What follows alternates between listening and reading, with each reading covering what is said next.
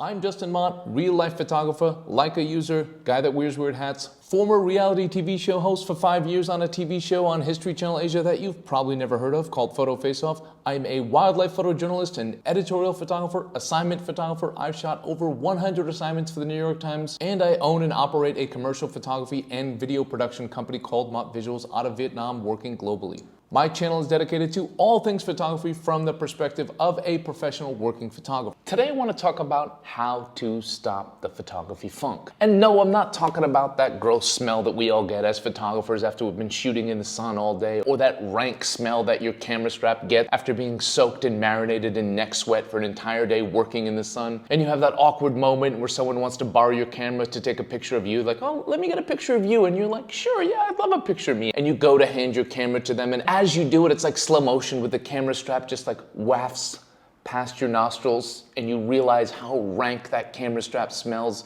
You just forgot because you've been dealing with it all day, but you know like you're gonna hand it to someone else and it's gonna be really, really awkward. So you've got like that slow motion Sophie's Choice moment where you're like, do I just ignore it and hope they don't smell it and hope that no one gets hurt in the process? Or do you make that like awkward last minute decision to pull the camera back with some sort of ridiculous, nonsensical excuse like, oh no, actually, I need the megapixels they need to cool down for a minute. They've been in the sun all day, or something like that. Not that funk. I'm talking about the funk we all go through as photographers, amateur pros, all genres of photography. Those months, those weeks, and for some, those years where you doubt your skills as a photographer, or your career in photography, or maybe even you're just doubting your passion for photography. Today I'm gonna talk about that, and I'm gonna give you some advice on how to get out of the funk. So let's get funky.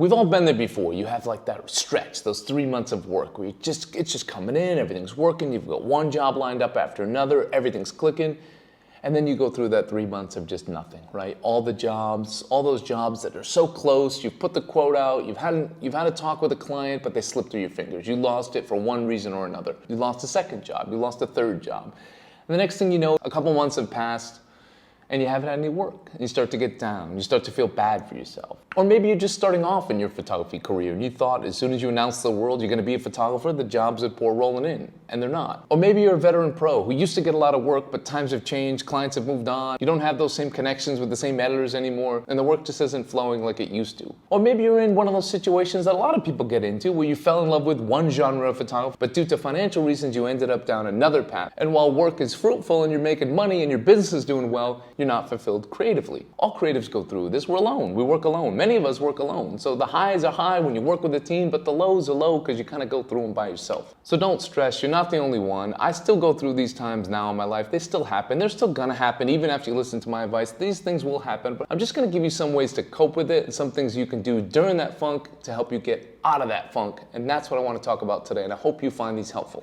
So the first thing you can do is to stop playing the blame game. We're all guilty of this one, myself included. Stop looking outwardly. Stop blaming everyone else or blaming the industry. Start to look inwardly. We all do it, right? You blame it on other photographers undercutting the industry. You blame it on people don't understand your style, they don't appreciate your style. You blame it on clients wanting more but paying less. All that kind of stuff and a bunch of other excuses, and they all might be true, and those all might be valid, but how does that help you at all? Fixating on that stuff doesn't help you at all. It just keeps you in a negative mood, and it doesn't help get you out of that funk. So instead of looking outwardly, take some time during those downtimes. It's hard, right? Because when you're down, you don't have as much energy to do these things, but you have to try to dig down and find it. During those downtimes, look inwardly. Really, really look inwardly. Start by looking at your portfolio. Ask yourself some tough questions like, hey, when's the last time you had new images in your portfolio, right? When's the last time you've taken an image that's beaten those images? And if you haven't done that in a long time, why? Why haven't you improved? Is it because you haven't been shooting, or is it because you're stale?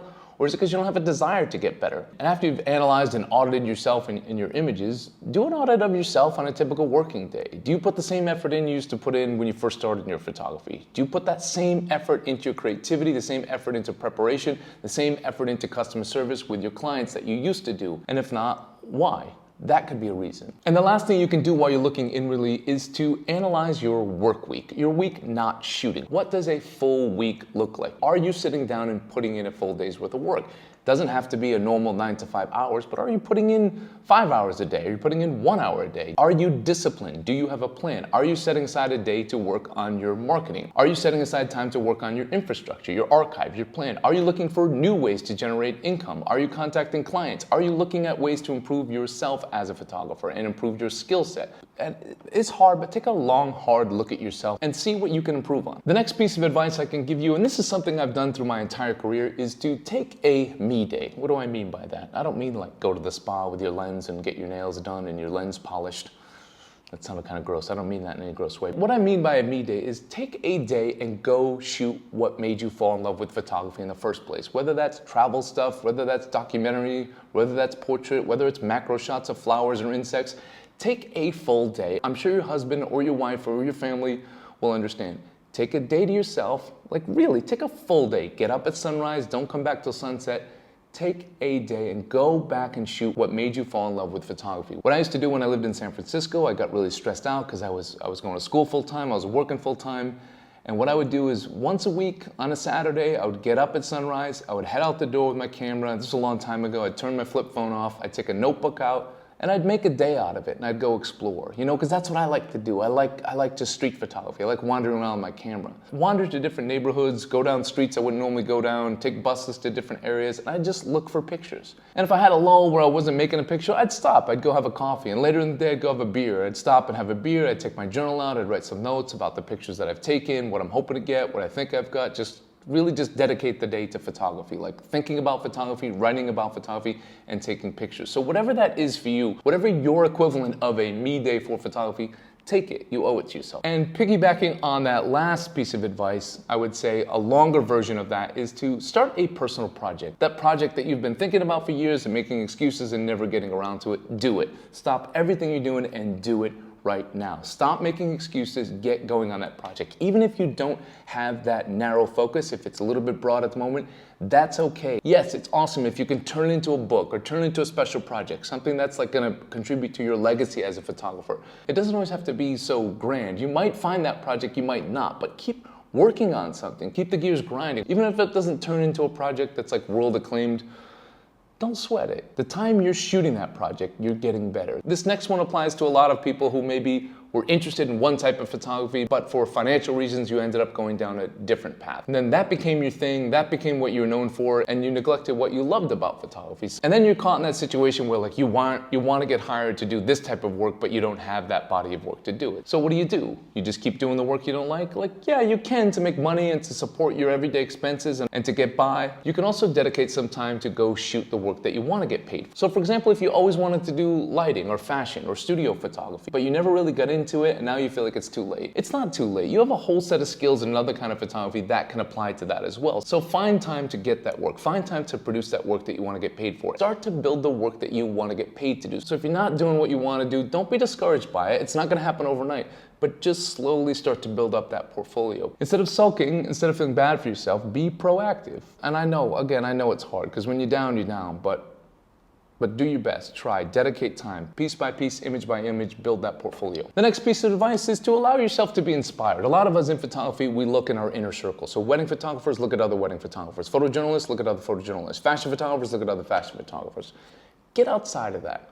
Go to an art gallery, go to an exhibition, go to an art gallery, go to a bookstore. I mean, bookstores don't really exist anymore, not many of them. Order a photo book, go online, look at other genres of photography for inspiration, or even just look outside of photographers for inspiration. Get new inspiration from painters about color and composition. When you're always learning from the same thing in the same like bubble that you're in, you're just gonna be one version of that. If you start to pull inspiration from the rest of the world, and there's a lot out there to pull from, you'll start to be inspired more, you'll start to add more things to your toolbox, and in the end, you'll just improve as a a photographer. The next piece of advice I can give you is to learn a skill that makes you more marketable or more versatile, but really in the end just more sellable. For me, early on in my career, I started to learn video. The New York Times was sending me around Vietnam, but I wanted to do more assignments in other countries. And when I started shooting video, that made me more marketable and more sellable to them. So they started sending me to other countries, Indonesia, or even outside of Southeast Asia. I was going to Australia because I had a more diverse skill set. I could go there and shoot an assignment, take photos, I could take audio, and I could take video, and I could deliver a whole multimedia package. Or it doesn't even have to be photography or video related. Learn a skill that can help your business. Like, for me, I thought I would get better at InDesign or Illustrator so I could create more collateral for my business, more marketing assets, but I didn't really want to learn that. I'm not great at those programs. So instead, my compromise was I got a subscription to Canva, which it's not a sponsored thing, but Canva is a great website that I use to develop templates. And during like a down month, I did all new templates for all my photography brands. So new PDFs, new portfolios, stuff for video, stuff for stills, stuff for video and stills, portfolios for hotels, portfolios for studio photography, all that stuff. I redid my entire marketing collateral and it looked great and it got me more work. And my last piece of advice I'm gonna give you today, and this one is tough to do and it can be a little bit of a hit financially in the short term, but outsource the stuff that's bringing you down. So if you're doing shoots where you're doing really heavy retouching and that's like you're good at it, but it's not your thing, try to outsource it. If you live in America, I know it's expensive to outsource that stuff, but look outwardly. I use someone in Turkey and they're amazing at doing their stuff and they're very affordable and the quality is absolutely fantastic. I hope he's not watching this because it's like a very good price and I don't want him to increase his prices, but his prices are fantastic, his skills are fantastic, and his professionalism is amazing. So like, look out there, see if that sort of stuff is weighing you down like it was for me, like dealing with all those client requests, like, oh, can you change the scaffolding, change the sky? Change the sky is not a big deal, but change the water to look like this, move that, take that. And it's a lot, and it was bogging me down, it was stressing me out, it was causing me anxiety. So I slowly started to outsource that and build it into my quotes, and that energy now I can put into other things. And so whatever that is, even if you're shooting video, but you hate the editing process and that's weighing you down, that's causing you to be hesitant about like fully marketing yourself or fully selling yourself as a videographer, outsource it. Of course, build it into your quotes, make sure it's sustainable financially, but find a way to do it, outsource it, and then use that energy, use that time where you're not stressed out doing that to do something positive for your business. That's all for today, guys. I'd love to hear what you guys do when you're in a funk to get out of it. And if you found this video helpful today or enjoyed it, please add something in the comment section, and don't forget to like, share, and subscribe. Have a wonderful day, guys. Take it easy.